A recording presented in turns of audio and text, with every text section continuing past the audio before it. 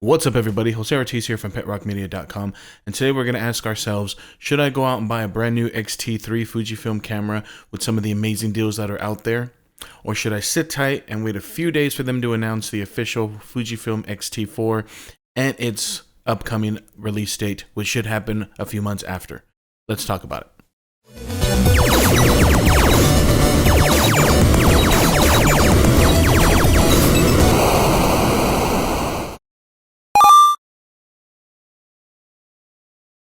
Okay guys, if you're new to the channel or into gaming, cinematography, photography, and so forth, then this is the channel for you.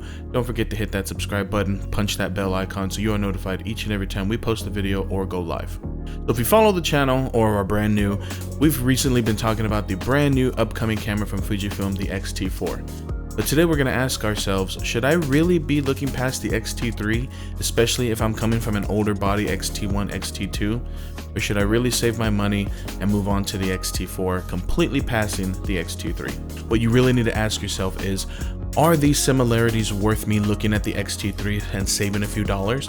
Or are the differences really worth me waiting and getting the XT4, completely bypassing the XT3? What you need to ask yourself is, are those extra features going to allow you to create better content, or is the XT3 just enough for you to create some amazing content? Because the XT3 is still no slouch when it comes to video. Now, some similarities they have is they're going to have the exact same X-Trans sensor, that brand new sensor that Fuji released. That APS-C sensor is a 26 megapixel sensor. It's going to be the same one. They both have dual card slots, both SD card slots. Although the rumors are saying that the XT4 will have slightly faster cards to be able to be put into those dual card slots, but they both have dual card slots. Both have 14-bit depth. They both have a headphone jack, which is awesome. They both have built-in Wi-Fi and Bluetooth. They both come with a touchscreen and 425 autofocus points spread across the sensor. They both have face and eye detection. And here's a big one that you may be overlooking. The Fujifilm X-T3 comes with the ability for you to record internally to your SD card F-Log. And depending on the codec you use, you can get 422 10-bit internal recording on an SD card slot. If you use the brand new codec, the H.265. If you use H.264, you can get 8-bit 420. Now, one of the initial rumors that came out was its potential ability to record in 6K, and I'm talking about the XT4. If we really look at 6K, is our method of creating really going to benefit from being able to record in 6K? Understanding, yes, you can crop in, there's room for error and so forth, but in reality, will our computers be able to even handle a 6K file? Yes, proxies and things like that exist, but again, is that a process that you're willing to endure in order to get 6K, even if you're going to be delivering to your clients in 1080p or 4K? One thing that we really like about some of the Fuji cameras is the price, understanding that if they add 6K to that camera body, we know they're not going to be able to maintain that $1,600, $1,700 price tag. You're now going to be talking about a well over $2,000 camera with its ability to have 6K. So is that something that you're going to be willing to spend more money versus being able to record in 4K and then being able to zoom in, crop down to 1080p when you deliver to your clients? Something you need to start thinking about. Now, here's some of the differences between the two that will hopefully allow you to make a better decision on, should I get the XT3 or wait and hold off until the XT4 is announced. Now, both the XT3 and the XT4 are going to be able to charge through the USB Type-C port on the camera. However, the XT4 is rumored to have fast charging built in to that port. Now, of course, the big major announcement, IBIS, it's going to have it on the XT4, along with the new digital image stabilization feature in the camera. One of the other big ones, if you are a video shooter, is the brand new 2200 milliamp battery that's going to be in the brand new XT4. Another one that I'm not really too excited about because it's not something that I regularly use.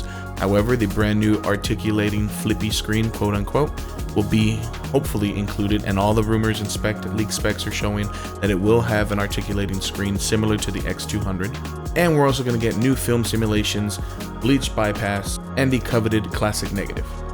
So again, these differences that are built into the brand new XT4 camera, will they be enough for you to fork over a few extra dollars to get the brand new hotness that's going to be on the market, which is the XT4, which we all know once it's released, Fuji's going to have a hard time keeping them in stock, because if you're a traditional Fujifilm shooter, you know how difficult it can be to get some of these latest hotness. in their cameras. So what do you think about the similarities and differences? Personally, I think I'm going to hold off on the XT4 for now. A lot of my shots are shot stationary. What I mean by that is that it's constantly on a tripod, or if not, I'm using one of my Zhiyun cranes to kind of get that extra stabilization.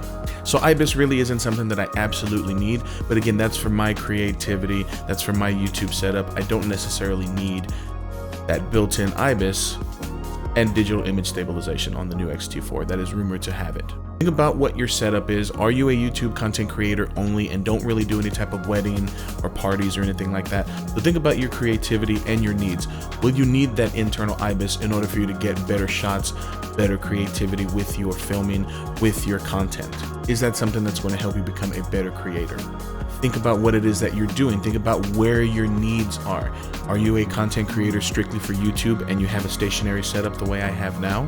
Or are you out and about running and gunning and that IBIS is really going to come in handy along with one of their lenses that Fujifilm makes that has it built in, adding that extra stabilization? Is that something that's going to allow you to create some killer content?